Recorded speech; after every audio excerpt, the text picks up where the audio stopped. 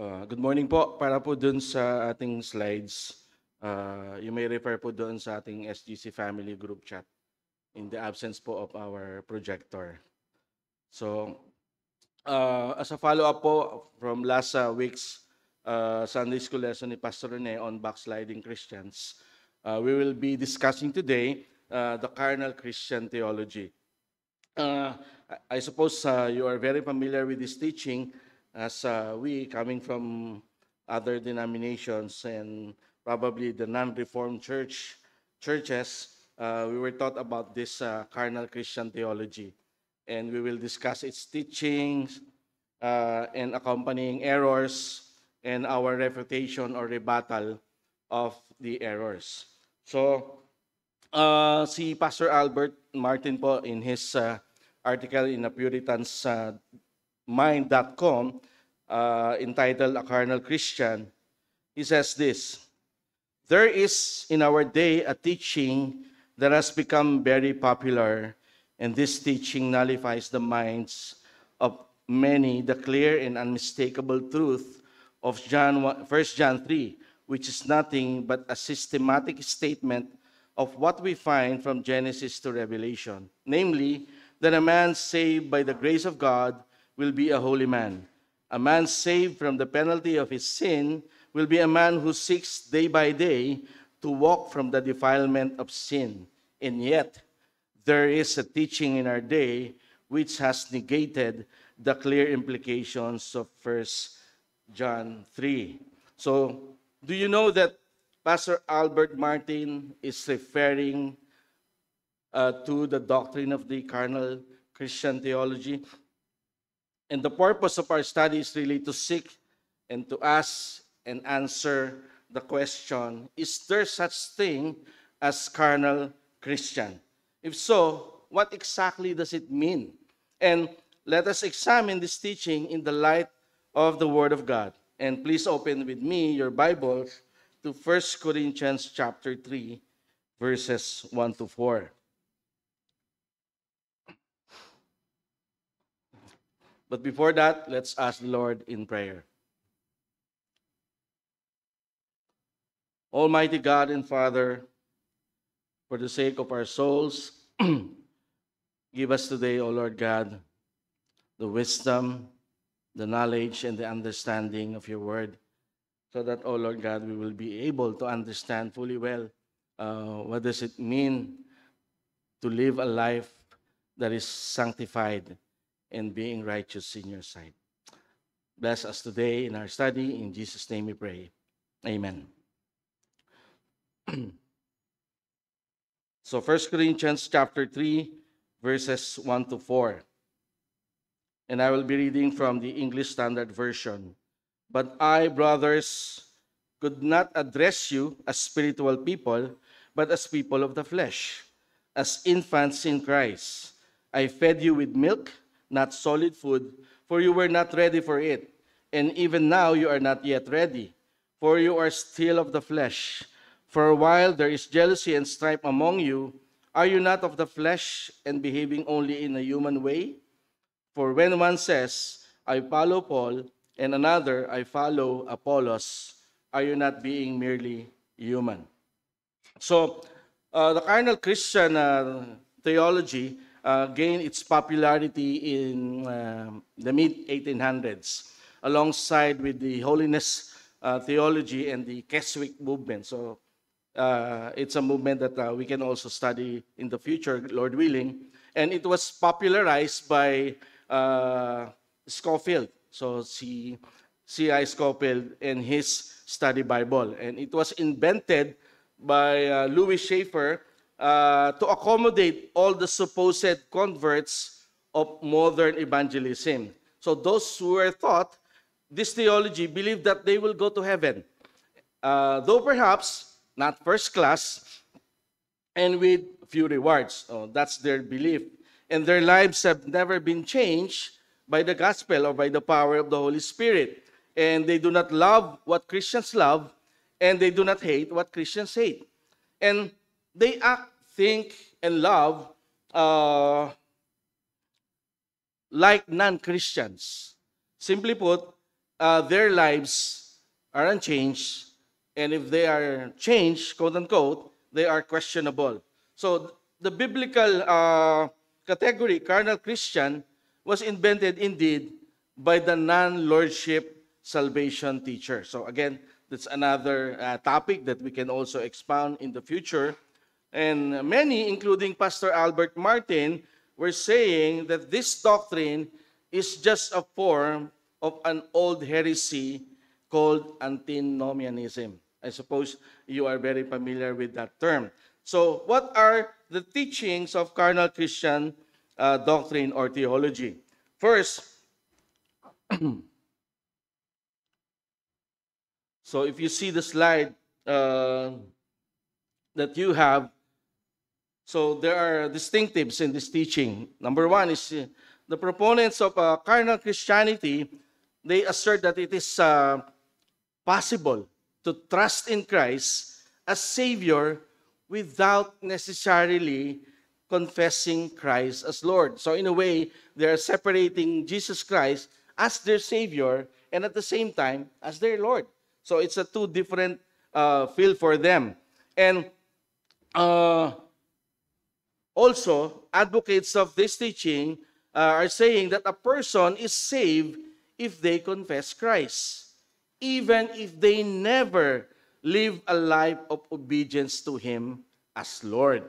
And they did not even care about being obedient to Christ. And they are living a questionable Christian life. And advocates of this theology also charge that if we affirm that good works are necessary in the life of the believer, they assert that we necessarily deny that justification is by faith alone. So yung kanilang paniniwala. Kung sinasabi natin that we are saved by faith alone, and then we are not putting the works necessary in the life of the believer, then that is also should not be included in the life of the carnal Christian. So this teaches that a Christian may practice a lawless life. Kaya nga po sabi natin, it's antinomianism.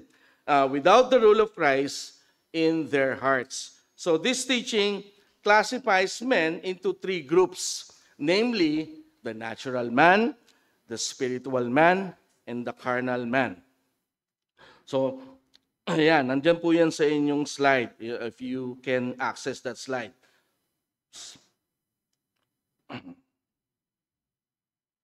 Okay? So, nandiyan sa slide natin, makikita ninyo na nandyan yung illustration wherein there is this throne or the control or the center of the life of the individual, and then there is this ego nung tao na yon o yung finite self. And then there is this various interest in his life, and then there is the cross, who is Christ. So nandyan yung kanyang differences as illustrated. So let's take it one by one. Yung una,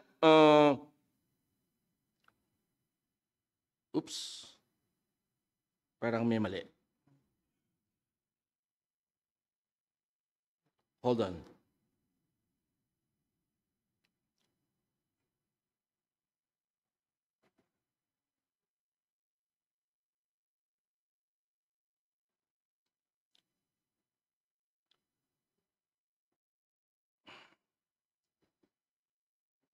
Okay. Parang there's something wrong with the slides that I have. Okay, so the first one is the natural man. So here, people, these are the people who have never received Jesus Christ. They are called the natural man. So simply put, they are unregenerated. And they are sinners by nature and by practice, and they are dead in their sins and have no knowledge of God. So yung doctrine of human depravity, nandyan po sa kanila. And then the second one is the spiritual man. This is the one who has not only been saved, but the one who has received Christ as his Lord after he has received Him as his Savior. So sa kanila merong tawag dito, steps Una muna, you accept Jesus Christ as your Lord, as Savior, and then tsaka na yung pagiging Lord niya sa inyong buhay. And then he has learned how to walk in the Spirit, and you can see yung real evidence of Jesus Christ living out in his life in him, possibly in the future kapag ready na siya. So, yun yung kanilang may stages. And then, carnal man, this is the man or woman who has received Jesus as his Savior, and he believes that Christ died on the cross for him, and believing that he has been made a child of God, and yet lives like a natural man. Lawless, walang sa obedience sa Panginoon. Kaya nga sinasabi natin sa kanila that they are addicted to the flesh and to the world and to self. And we cannot discern yung kanilang yung fruit of the Spirit in their lives, or yung any particular pursuit of holiness. So hindi natin sila makikitaan nun. But we must not ever call them unrepentant or unregenerate, unsaved man, because they will insist they accepted Jesus Christ in their life.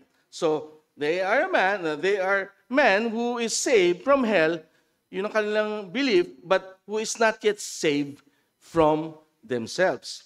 So this is the carnal man, the man who is saved but still living like he was not really saved. So dangerous po yung ganong teaching. And this carnal man, yung sarili niya, yung nasa throne, and Christ is dethroned and not allowed to direct his life. And yung kanyang mga interests are directed by himself, by him alone. And this often results in discord and frustration. Kaya nga po, importante na maintindihan natin yung doctrine na to, because there are really errors and dangers of carnal Christian theology. And this carnal Christian doctrine is erroneous because, number one, of the wrong interpretation and application of the single passage of Scripture in which this is based. Yung binasa natin kanina, 1 Corinthians chapter 3, verse 1 to 4.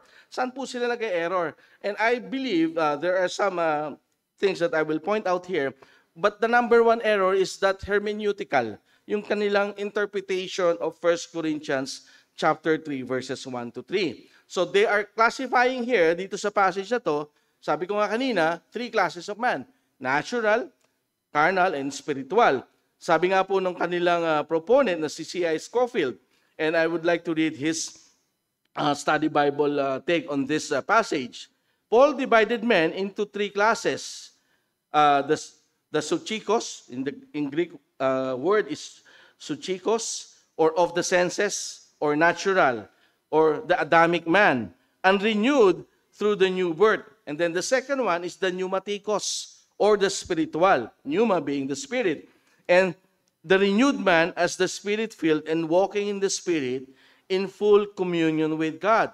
And then the third classification is sarkikos, or the carnal man, or fleshly. Sarkikos means fleshly, other translated in Greek as sarkinos. So pwedeng inos, pwedeng ikos. Parang anak lang ni Kuya Jerry, pero hindi. So joking lang po yan. So, and then the renewed man, this is the fleshly one, is the one walking after the flesh. And they remain as babe in Christ. So yung original English po, ang translation nila dun sa infant is babe in Christ. And the natural man may be learned.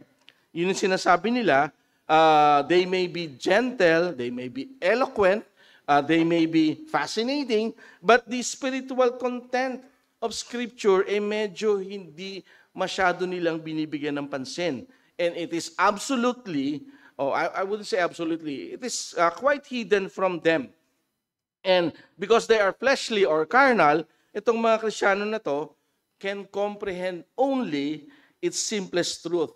That's why sinabi ni Paul, milk lang ang inyong kayang i-digest. So how do we refute this? So yung context mo ng 1 Corinthians chapter 3, verses 1 to 4, or chapter 3 in general, meron po kasing strife, may division, and may contentions over the ministers. Kaya po sabi, kung sino yung kay Apollo at kung sino yung kay Pablo. So yun yung kanilang contention noon.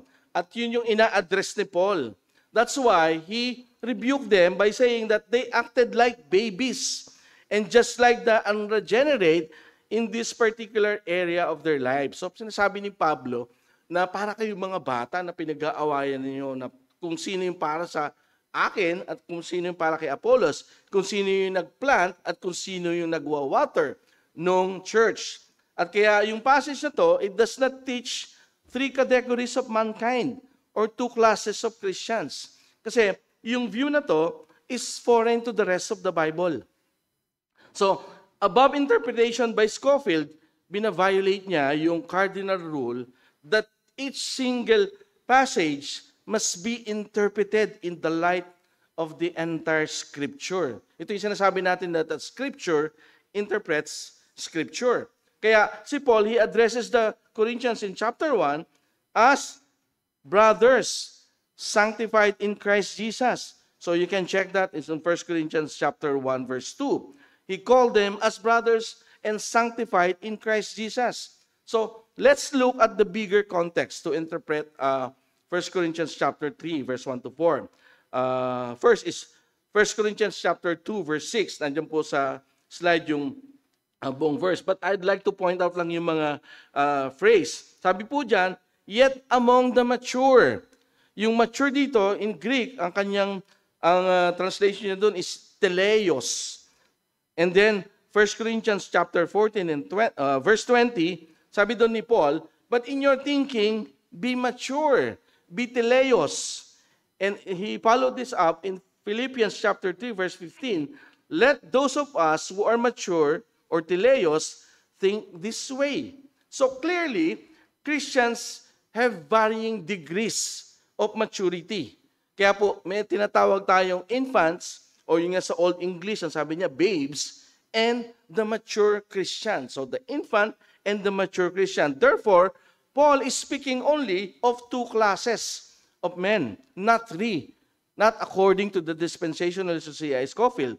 So there are only two, the natural or the unregenerate and the spiritual, who are the regenerated ones. So again, if we look at the passage in Romans chapter 8 verses 1 to 9, we'll not be reading that in the interest of time. So sinasabi nila po doon that those who are in the flesh cannot please God. And sinasabi sa verse 9 ng Romans 8, you however are not in the flesh, but in the Spirit. And then we can back this up with Galatians 5:17. Sabi po doon, for the desires of the flesh are against the Spirit, and the desires of the Spirit are against the flesh.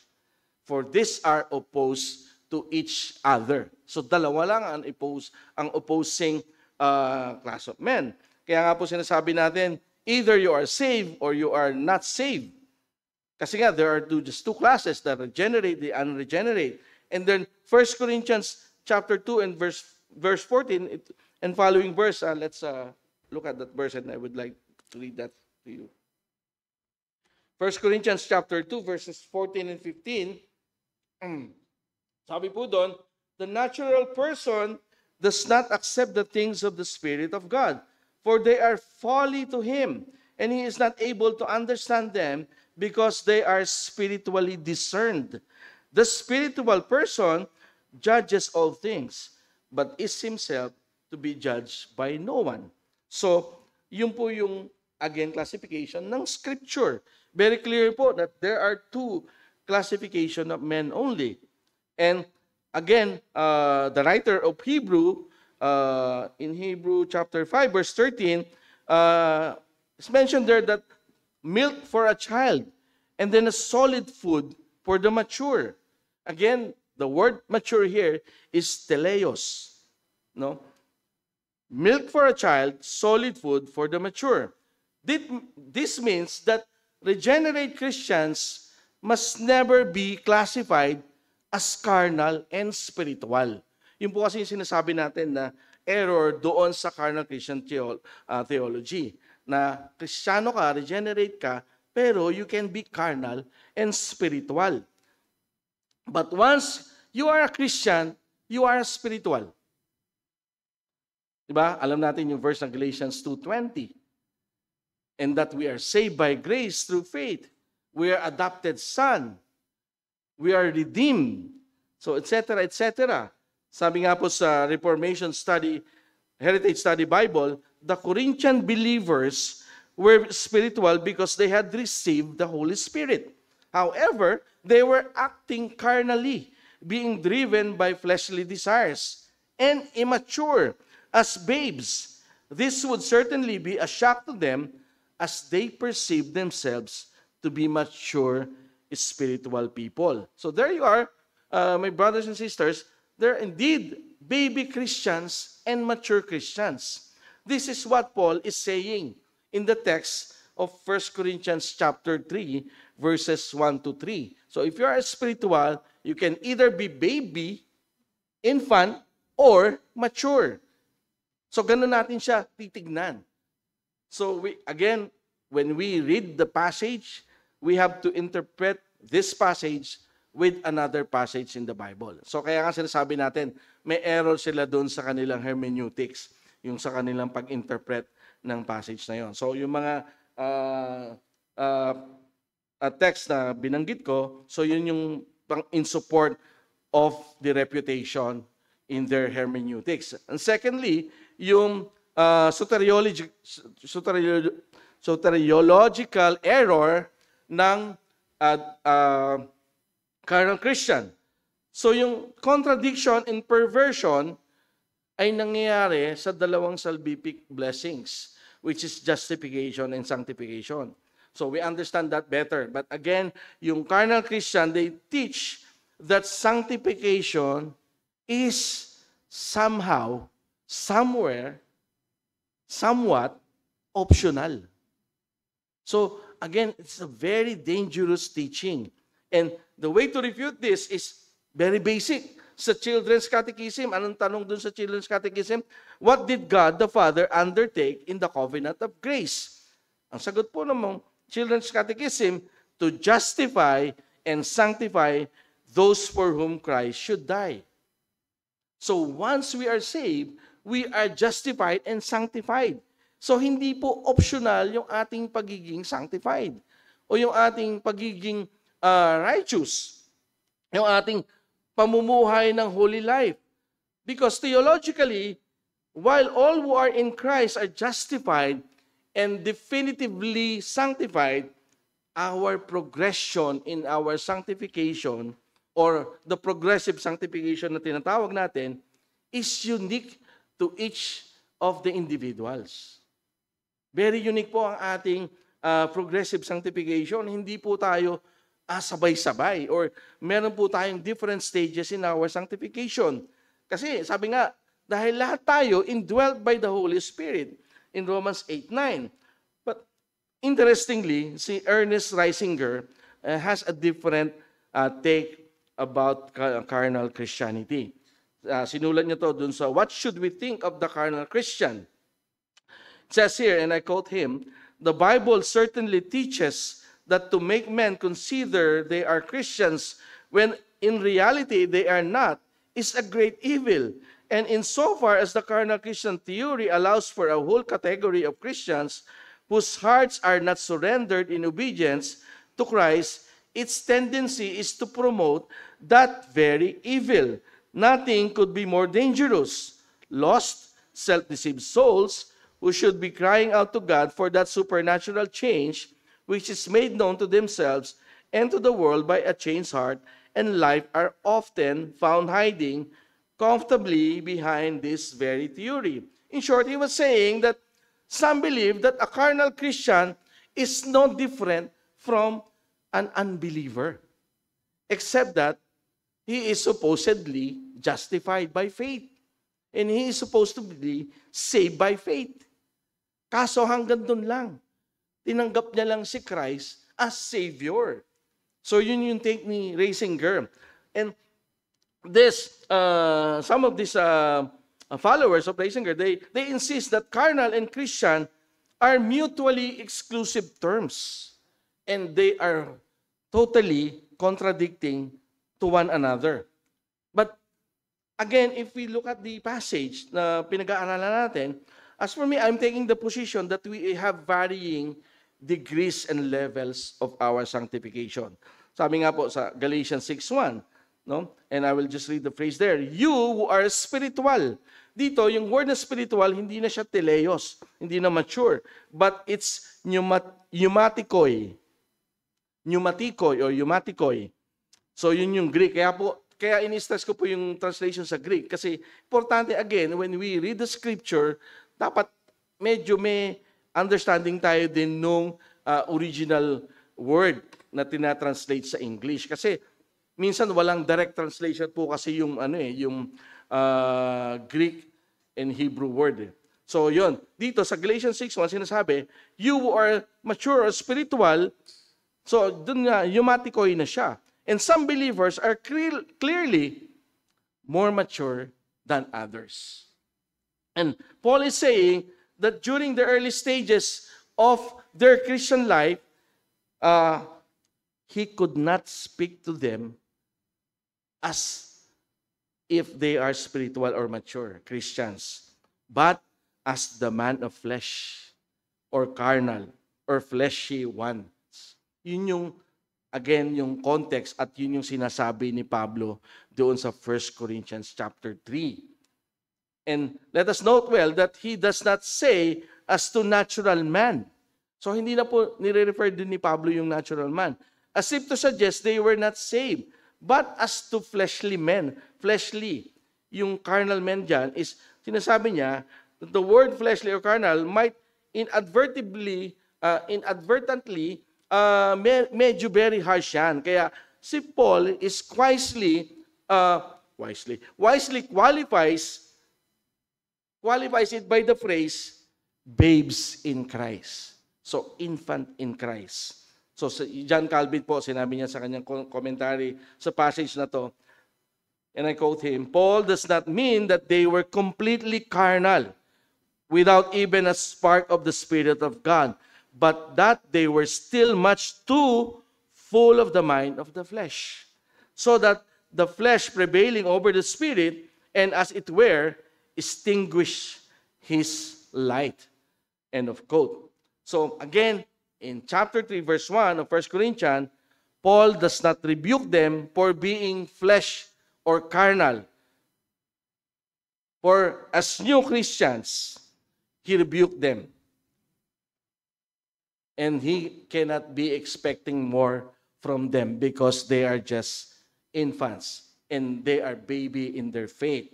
So it is just normal for those who recently converted to Christ to be infants, to be babes. They cannot yet be mature or spiritual. I don't know if there is someone when they profess their faith in Christ, if they are immediately mature in faith. I don't think so.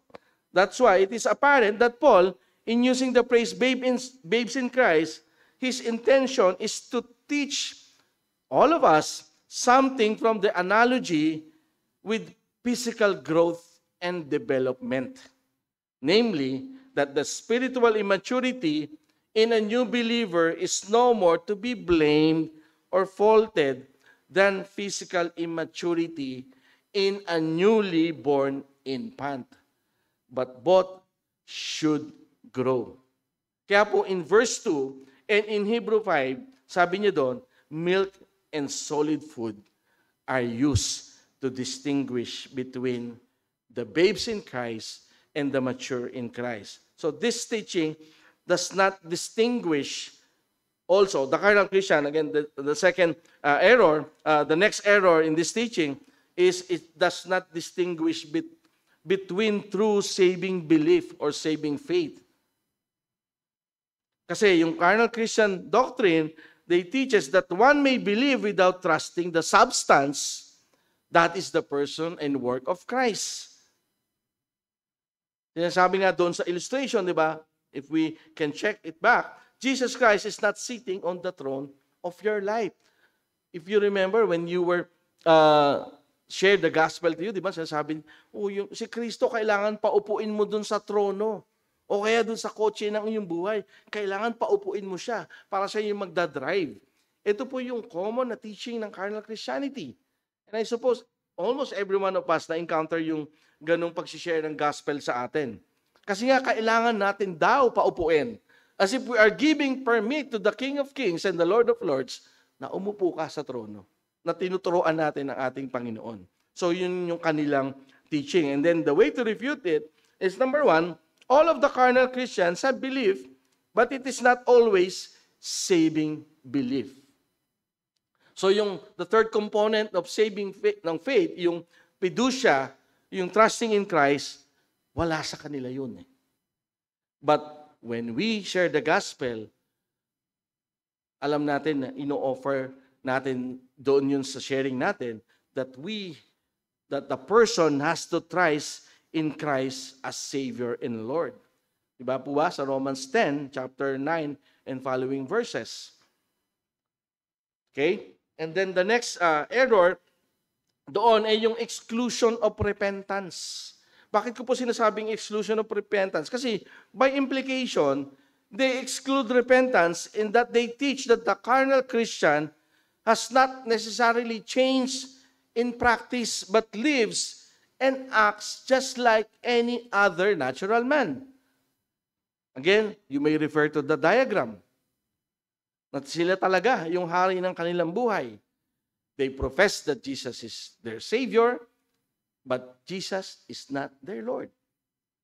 Parang gustong lumusot doon sa obedience in Christ. The way to refute that, again, number one, is that Jesus began His ministry by saying, repent, for the kingdom of the heaven is at hand. Ang unang teaching ni Christ, nung siya ay sa kanyang public ministry, ay sinabi niya, repent. Repent.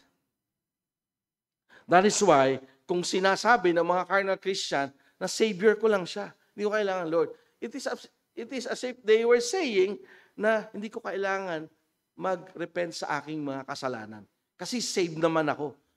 Kasi assured naman ako makakarating sa langit without being obedient to Christ. So,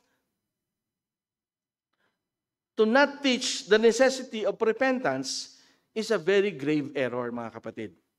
And to depart from the apostolic example of the gospel message and its propagation is also dangerous and even damnable.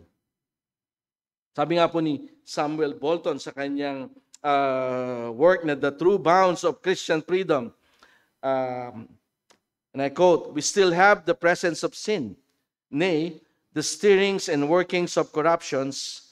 This make us to have many a sad heart and wet eye. Yet Christ has thus far freed us from sin. It shall not have dominion. There may be the turbulence, but not the prevalence of sin. There may be the stirrings of corruption. It was said of Carthage that Rome was more troubled when half destroyed than when whole. So a godly man may be more troubled with sin when it is conquered than when it is reigned. Sin will still work, but it is checked with its workings. They are rather workings for life than from life. They are not such uncontrolled workings as formerly. Sin is under command. Indeed, it may get advantage and may have a tyranny in the soul, but it will never more be sovereign. I say, it may get into the throne of the heart and play the tyrant in this or that particular act of sin, but shall never more be as a king there. Its reign is over. You will never yield a voluntary obedience to sin, because sin is conquered, though it still has a being within you. So we heard this a lot of times, that we still have the remaining sins, but that remaining sins should not rule us. Minomortify po natin yan bilang mga Kristiyano. Minomortify natin until such time that we kill that sin. and cultivate the opposite graces doon sa mga mortification ng mga sins na yon. So, again, kung sinasabi ng mga carnal Christian that they continue their lives as if they're natural man, that nandun pa sila sa pamumuhay ng sin, then they are fooling themselves. Kasi nga po, sin should not have dominion over you as Christian. And another wrong teaching doon sa assurance of salvation. Kasi nga, feeling nila, as carnal Christian, yung teaching nila, they ignore much of the biblical teaching on the doctrine of assurance. Namely, that the Christian character and conduct have something to do with assurance. Mga kapatid, isipin nyo kung ikaw ay nagpo-profess bilang Kristiyano pero you keep on sinning deliberately. Will you be satisfied or will your conscience be kalmado? Hindi ka ba nababagabag yung konsensya? Will your conscience be not be overwhelmed by all of these things that you are committing deliberately? Yung mga sins na yon? Yes, of course, there are remaining sins, yung mga tinatawag nga natin na mga respectable sins, but yung mga deliberate things that we do as Christians, o as, in their case, as professing Christians, hindi ba sila nababagabag doon? At sinasabi nila, assured naman ako na pupunta sa heaven eh. That is, I think, completely ironic. Kung sinasabi mo na ikaw ay Kristiyano, na ikaw ay heaven-bound, ay dapat yung pamumuhay mo ay naaayon sa salita ng Panginoon at hindi naaayon sa kamunduhan. So there are so many passages that we can refute this. But and also yung sa ating Confession of Faith, 1689, you can read that in the whole chapter 18 ng 1689. Nandun po yung about assurance of our salvation. At wala po dong binabanggit about the natural or the carnal Christianity. And then the third error na I classified it as the Christological error because they have a wrong view of Christ. The carnal Christian teaching suggests that you can take Jesus your Savior and yet treat obedience to His Lordship as optional. So, wrong view of Christ po yan. Yung ginawa ni Christ on the cross. Yung ginawa ni Christ dying on the cross for His elect. Yung complete person and work of Christ, hindi naiintindihan ng mga carnal Christian proponents, or they refuse to understand that it cost the life of the Son of God for them to be saved. And for them to say that they don't need Christ to be their Lord is hypocritical. Malayo po yun, yung kanilang sinasabi na yun. And then, again, as a way to refute this, when the apostles preach, they proclaim Christ as Lord, or they proclaim Christ to be Lord.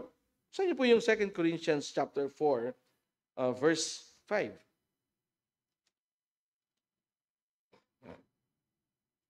Second Corinthians 4, verse 5. So start ko po sa verse 4. In their case, the God of this world has blinded the minds of the unbelievers to keep them from seeing the light of the gospel of the glory of Christ, who is the image of God. For what we proclaim is not of ourselves, but Jesus Christ as Lord, with ourselves as your servants for Jesus' sake. So the apostles in the apostolic age, they always preach Christ as Lord. So ang nakakalungkot nga po, since 1800s, evangelicalism or the evangelicals are preaching that you are safe if you just receive Jesus as Savior without taking Him as your Lord.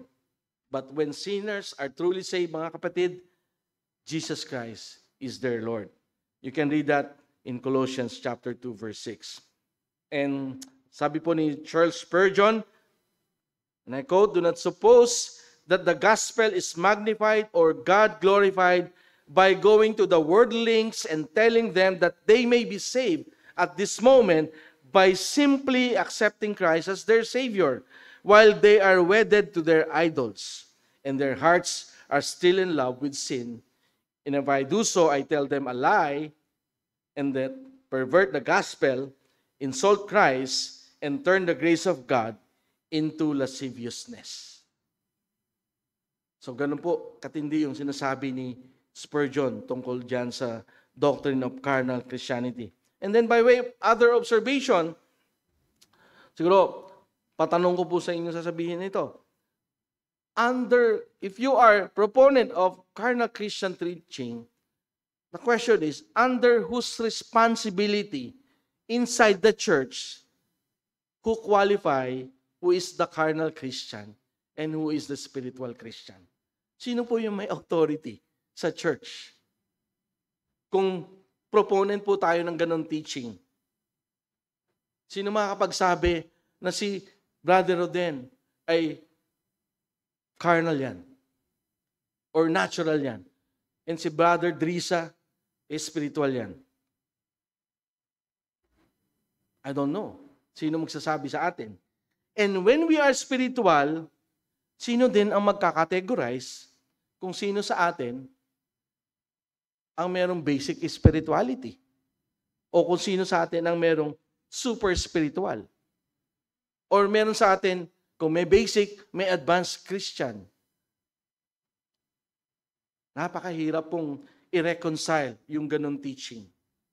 Because every believers should grow in grace and knowledge of our Lord Jesus Christ. Yan po yung sabi ni Peter sa 2 Peter 3:18.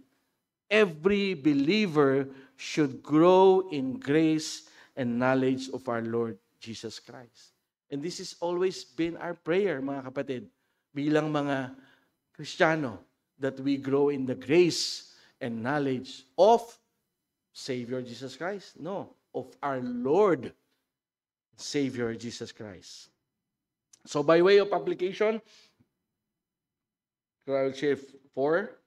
So, number 1, due to the negative connotation of the word carnal, let us siguro forgo yung using this sa mga new converts. So let's use siguro infants in Christ.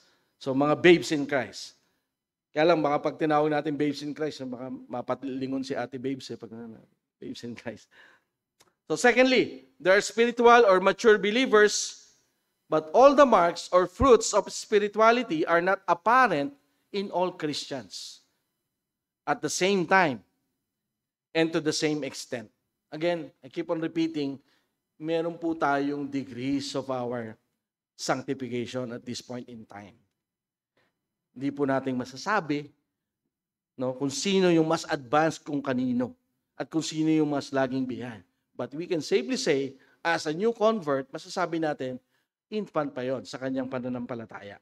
But for we who have been in the faith for quite some time, no, yung marks or fruits of our spirituality may not be apparent to everyone. And it's not all the same at the same time, and it's not the same extent at the same time. So, yun ang importante na maintindihan natin. Lahat po tayo ay nag-undergo ng progressive sanctification. Kaya po hindi po tayo pwedeng magmalaki. Hindi po natin pwedeng i-compare ang ating sanctification with our fellow brother. Kasi we can only, and we should only compare ourselves to Christ. So number 3, no individual spiritual growth is wholly constant and undisturbed. Meaning to say, mga kapatid, rarely ang isang Kristiyano sa kanyang sanctification in this life ay smooth ang kanyang buhay Kristiyano. At a certain stage in our life, at a certain point in our life, there will be countless hills and valleys, peaks and valleys, meron mga stumblings, meron mga failings, meron moments of victory and moments of defeat. Everything and all in the process of growth in our, all in the process of our growth in grace and knowledge of our Lord Jesus Christ. So, process po mga kapatid. Process. But syempre, tayo, we should be keep on our toes na yung process natin, dapat yung growth natin ay dapat binabantayan po natin yan. How are we growing as Christians who have been in the faith for quite some time? And lastly, an application is mere profession of faith unattended by good works or yung obedience does not guarantee the reality of faith. So by way of conclusion, mga kapatid, again, carnal Christianity teaching is very dangerous. They have its errors, and we as Reformed Baptist member of the church, we should, I believe so, understand this very well. And when we study the scripture, when we read the scripture, we have to interpret it with the scripture itself. With that, let's, I don't know if you have questions. We have 3 minutes, 4, 5.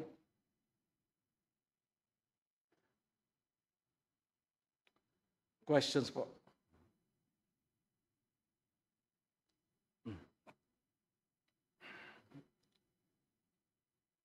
Again, 2 things. Pag walang question, either naintindihan or completely walang naintindihan.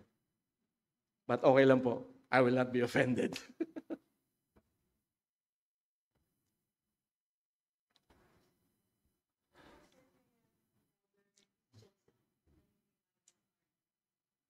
That's a good question ni Ate Senat.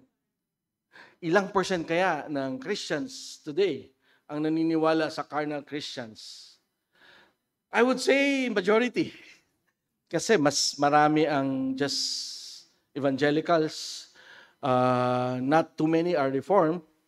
Again, the beauty of being in the Reformed Church or in the Reformed faith, matinuturo yung mga ganito, yung mga errors that we learned sa mga pinagdaanan natin ng churches and denominations, yung mga evangelicalism, yan. So, at the same time, while we're taught those errors na mga yon, we should also unlearn all of these things that we have learned na mga mali doon sa ating mga pinanggalingan. So, mahirap i-quantify sa tanong ni Senate kung mga ilan kaya, but I would say majority.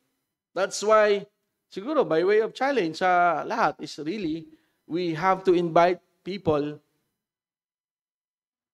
kahit na mga professing evangelicals na sila or Christian, sa church natin. Para po mas maturuan ng, of course, biblically, tsaka right theology, and kasi right theology, right biblical understanding of the Bible, syempre, will lead you to live a righteous, holy life. Yun nga yung dinidistinguish natin. Yung mga carnal Christian kasi, I would say, talagang mostly, very strong yung teaching na to sa kanilang buhay. Na, anyway, may 1 John 1:9 naman, if we confess our sins, He is faithful and just. Para bang, ang dali-dali lang magkasala, kasi ang dali-dali ding maghingi ng tawad. Pero yung the truest sense, yung doctrine of repentance, medyo, I would say, may error doon sa understanding ng doctrine of repentance. I hope nasagot ko yung ano na. So, since time na po sa ating orasan, let's close in prayer.